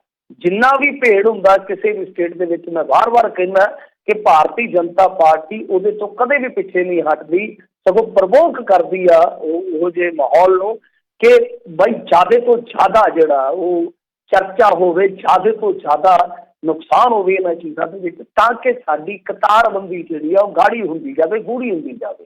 ਤਾਂ ਪੰਜਾਬ ਦੇ ਵਿੱਚ ਵੀ ਰਣਨੀਤੀ ਕੁਛ ਐਸੀ ਹੋ ਗਈ ਨਜ਼ਰ ਆਉਂਦੀ ਹੈ ਕਿ ਅਸੀਂ ਪਿੱਛੇ ਨਹੀਂ ਹਟਣਾ, ਬੈਕਫੁੱਟ 'ਤੇ ਨਹੀਂ ਜਾਣਾ।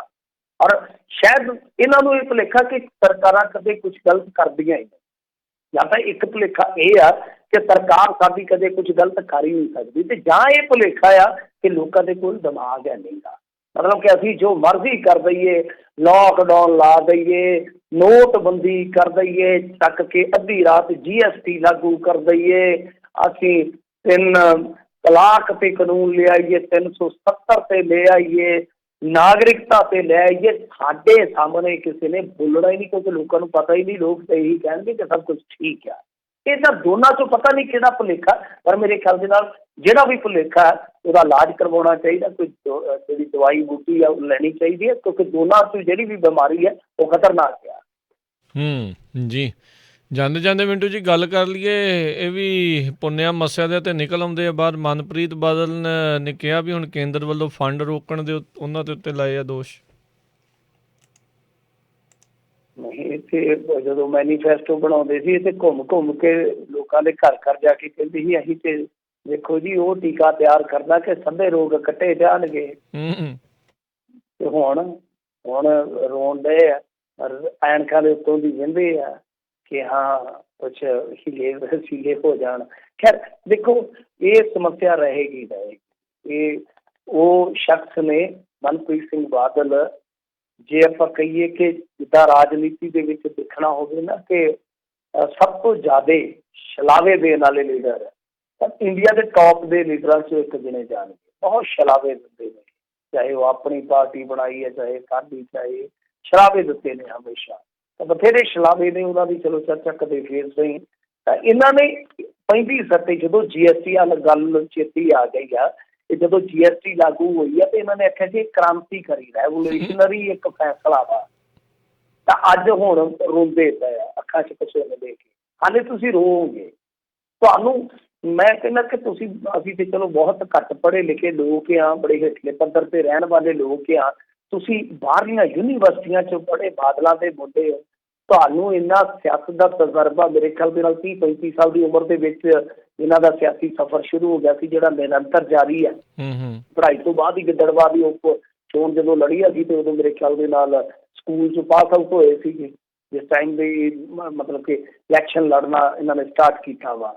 ਪਰ ਸਭ ਕੁਛ ਮੈਂ ਕਹੂੰਗਾ ਕਿ ਖੇ ਮਿੱਟੀ ਆ, ਜਦੋਂ ਤੁਹਾਨੂੰ ਇਹ ਪਤਾ ਹੀ ਨਹੀਂ ਲੱਗਿਆ ਕਿ ਟੈਕਸਾਂ ਦਾ ਕੇਂਦਰੀਕਰਨ ਆਉਣ ਵਾਲੇ ਸਮੇਂ ਦੇ ਵਿੱਚ ਕਿੰਨਾ ਵਿਪਤਾ ਦਾ ਵੱਡਾ ਸਬੱਬ ਬਣੇਗਾ। ਜੇ ਤੁਹਾਨੂੰ ਇਹ ਨਹੀਂ ਪਤਾ ਲੱਗਿਆ, ਤੁਸੀਂ ਉਦੋਂ ਕਿਹਾ ਕਿ ਰੈਵੋਲੂਸ਼ਨਰੀ ਫੈਸਲਾ ਵਾ, ਇਹਦਾ ਮਤਲਬ ਹੈ ਕਿ ਤੁਹਾਡਾ ਕਿਤੇ ਨਾ ਕਿਤੇ ਸੈਸ ਹੈ ਜਿਹੜਾ ਇਹਨਾਂ ਚੀਜ਼ਾਂ ਨੂੰ ਸਮਝਣ ਦਾ ਉਹ ਠੀਕ ਨਹੀਂ ਬੈਠਾ।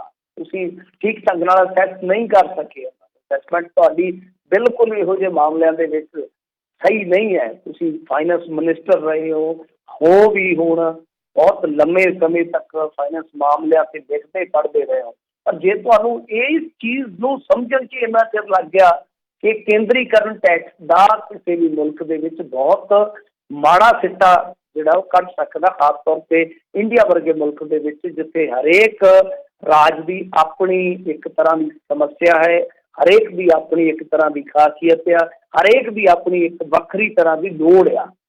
ਸੋ ਇਹ ਮੇਰੇ ਖਿਆਲ ਦੇ ਨਾਲ ਹੋਣਾ ਜਿਹੜਾ ਫਜ਼ੂਲ ਆ, ਜੋ ਹੋ ਗਿਆ ਸੋ ਹੋ ਗਿਆ। ਪਰ ਇਹ ਅੱਜ ਕਹਿ ਰਹੇ ਸੀਗੇ ਮੇਰੇ ਖਿਆਲ ਦੇ ਨਾਲ ਕੈਪਟਨ ਅਮਰਿੰਦਰ ਸਿੰਘ ਹੋਰੀ ਕਿ ਅਸੀਂ ਸੁਪਰੀਮ ਕੋਰਟ 'ਚ ਜਾਣ ਦਾ ਸੋਚ ਰਹੇ ਹਾਂ, ਬਿਲਕੁਲ ਤਿਆਰ ਬੈਠੇ ਹਾਂ। ਤਾਂ ਇਹਨਾਂ ਨੂੰ ਹੁਣ ਅਖੀਰਲਾ ਹੀਲਾ ਕਰ ਲੈਣਾ ਚਾਹੀਦਾ। ਵੈਸੇ ਉਹੀ ਆ ਜਿਹਦੀ ਆਪਾਂ ਅੱਗੇ ਵੀ ਗੱਲ ਕੀਤੀ ਸੀ, ਰੂਰਲ ਵਿਕਾਸ ਫੰਡ ਹੈ ਜਿਹੜਾ 1200 ਕਰੋੜ ਦਾ, ਇਹ ਰੋਣ ਹਾਕੇ ਜੇ ਅੰਦਾਜ਼ 'ਚ ਕਹਿੰਦੇ ਕਿ ਸਾਡੇ ਪੈਸੇ ਉਹ ਦਿੰਦੇ ਕੋਈ ਨਹੀਂ ਹੈ। ਜੀ ਜੀ। ਅਤੇ ਮਿੰਟੂ ਜੀ ਬਹੁਤ ਬਹੁਤ ਧੰਨਵਾਦ, ਤੁਸੀਂ ਸਾਡੇ ਨਾਲ ਜੁੜੇ, ਇਹਨਾਂ ਖਬਰਾਂ ਬਾਰੇ ਜਾਣਕਾਰੀ ਦਿੱਤੀਆਂ। ਮਿਹਰਬਾਨੀ, ਸਤਿ ਸ਼੍ਰੀ ਅਕਾਲ ਜੀ। ਸਤਿ ਸ਼੍ਰੀ ਅਕਾਲ ਜੀ। ਦੱਸੋ ਤੇ ਇੱਥੇ ਸਾਡਾ ਅੱਜ ਦਾ ਪ੍ਰੋਗਰਾਮ ਸਮਾਪਤ ਹੈ। ਮਿਲਦੇ ਹਾਂ ਅਗਲੀ ਵਾਰ, ਉਦੋਂ ਤੱਕ ਲਈ ਮੇਰੇ ਵੱਲੋਂ ਵੀ ਤੁਹਾਨੂੰ ਸਭ ਨੂੰ ਸਤਿ ਸ਼੍ਰੀ ਅਕਾਲ। ਸੁਣਦੇ ਰਹੋ ਪੰਜਾਬੀ ਰੇਡੀਓ USA।